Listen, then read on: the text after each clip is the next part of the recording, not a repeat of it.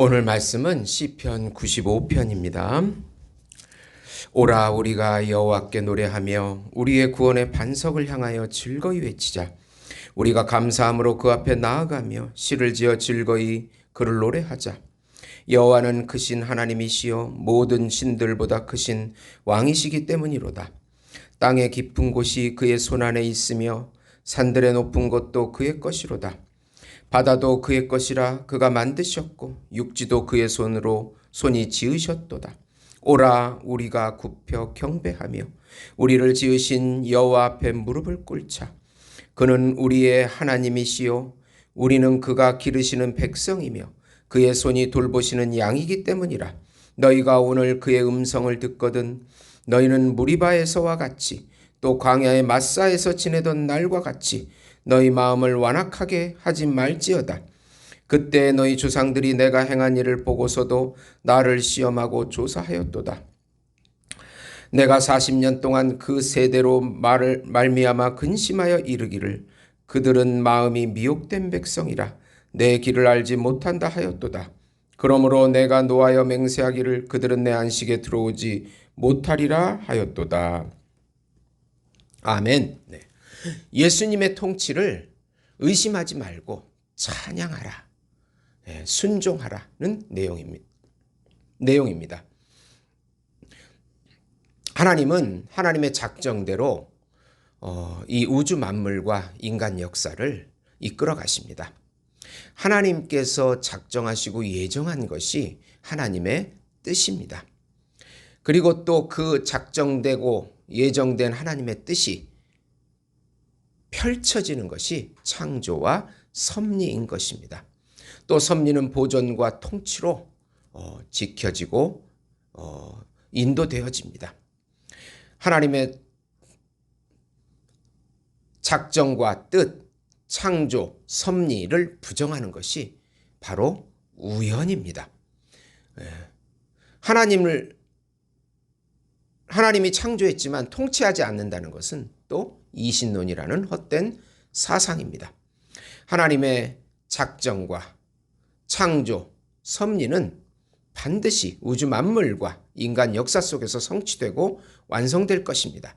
왜냐하면 하나님은 인간이 아니시고 하나님이시기 때문에, 창조주이시기 때문에, 섭리주이시고 구세주이시고 심판주이시기 때문에, 조물주이시기 때문에 그렇습니다.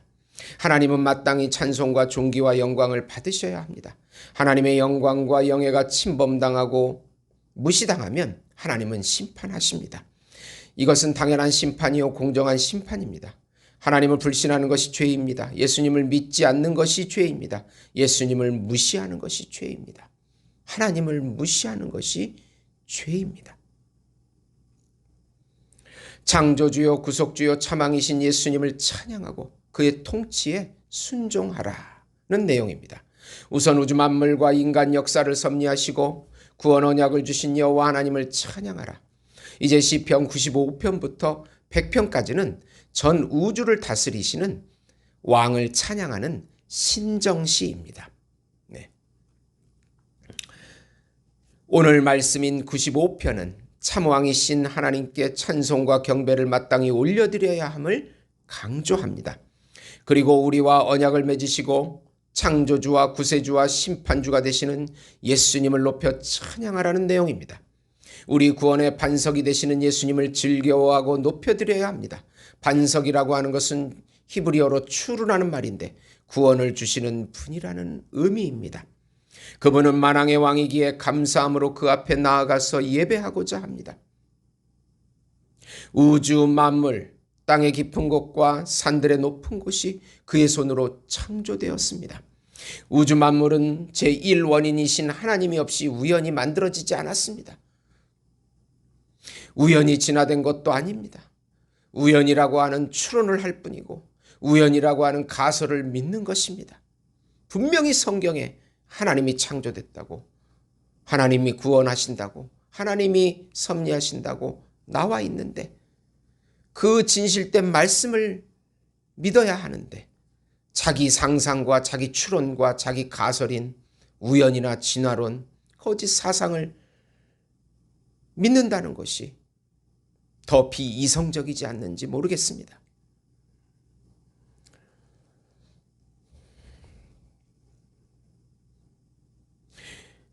오늘 말씀은 분명 하나님께서 창조하셨다고 말씀합니다. 우리가 굽혀 경배해야 할 이유입니다. 무릎을 꿇어야 할 이유입니다. 그리고 날마다 찬양해야 할 이유입니다. 예수님과 연합된 사람은 반드시 예수님을 높여 찬양할 수밖에 없습니다. 감사와 찬양과 경배가 우리의 경건한 삶 속에서 없어진다면 우리의 믿음을 다시 확인해야 합니다. 내가 예수 안에 있는가 우리 믿음을 확증해야 합니다. 회개하고 돌아서서 삼위일체 하나님께 다시 찬송과 경배와 영광을 돌리는 것이 우리 삶의 목적이 되는 것입니다. 두 번째로 이스라엘의 역사를 교훈 삼아 마음을 강팍하게 하지 말고 말씀에 순종하라. 이스라엘 백성이 광야 가운데 물로 인하여 여호와 하나님을 불신하는 사건이 출애굽기 17장에 나옵니다. 무리바는 다툼의 장소란 의미이고 마사는 시험하리라는 의미입니다. 그들은 광야에서 출애굽의 기적을 경험했음에도 불신의 죄를 범합니다. 의심하는 태도를 보입니다. 근심 아쿠트라는 말은 구역질 날 정도로 불신하는 태도입니다. 어떻게 하나님이 나에게 이렇게 할 수 있습니까? 어떻게 내 인생에 이런 일이 일어났습니까? 라고 원망하고 불평하고 의심하고 정말 하나님이 살아계십니까? 이런 태도를 말합니다. 마음이 미혹된 토의 레바브라는 뜻은 기준을 잃어 갈피를 잡지 못하는 태도입니다. 길을 알지 못하는 것은 하나님의 뜻을 깨닫지 못한다는 의미입니다. 갈팡질팡 하나님도 섬기고 세상의 것도 쫓아가고 혼합주의 신앙을 말합니다. 기준이 없어졌습니다. 바른 기준, 말씀의 기준, 바른 신앙, 예수 안에 있는 신앙을 바르게 세워가고 굳게 그 진리를 붙잡고 믿음으로 삶을 살아가는 것입니다.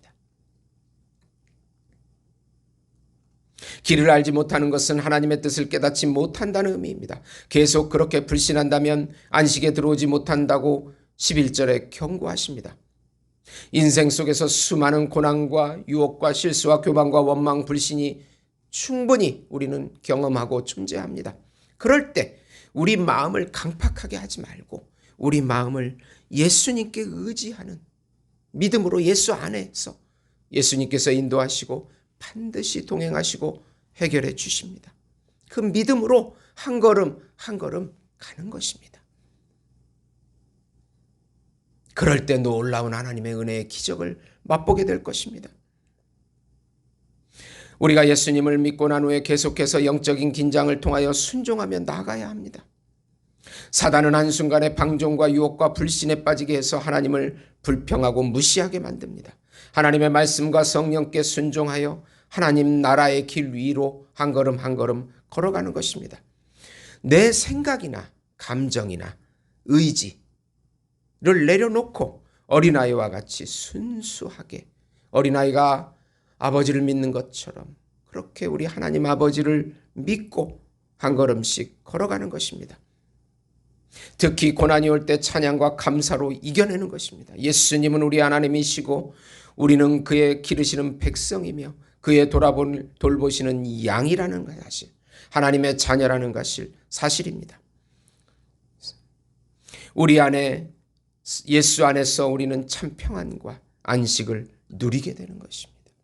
로마서 8장 26절에서 28절 보시면 이와 같이 성령도 우리 연약함을 도우시나니 우리는 마땅히 기도할 바를 알지 못하나 오직 성령이 말할 수 없는 탄식으로 우리를 위하여 친히 간구하시느니라. 마음을 살리시는 이가 성령의 생각을 하시나니 이는 성령이 하나님 뜻대로 성도를 위하여 간구하심이라. 우리가 알거니와 하나님을 사랑하는 자 곧 그 뜻대로 부르심을 입은 자들에게는 모든 것이 협력하여 선을 이루느니라. 시간이 지나면 모든 나에게 일어난 일들에 대한 해석을 의미를 알게 된다고 말씀해 주고 있습니다. 우리 그 모든 것들이 내 인생에서 일어난 모든 것들이 예수님을 사랑하게 하고 예수님의 안식과 평강을 누리게 하는 하나님의 은혜임을 깨닫게 되는 것입니다. 성부 하나님께서 우리를 불쌍히 여겨주시고 성령 하나님께서 연약한 저희들에게 능력과 힘과 지혜를 부어주시옵소서. 예수님 성자 예수님께서 우리 죄를 사하시고 영원히 동행해 주시고 함께해 주시옵소서. 굳건한 믿음을 주시옵소서. 더러운 것들은 예수 이름으로 다 떠나가게 하시고 원망, 불평, 비통 이런 모든 것들은 다 떠나가게 해 주시옵소서. 예수님의 이름으로 기도드리옵나이다. 아멘.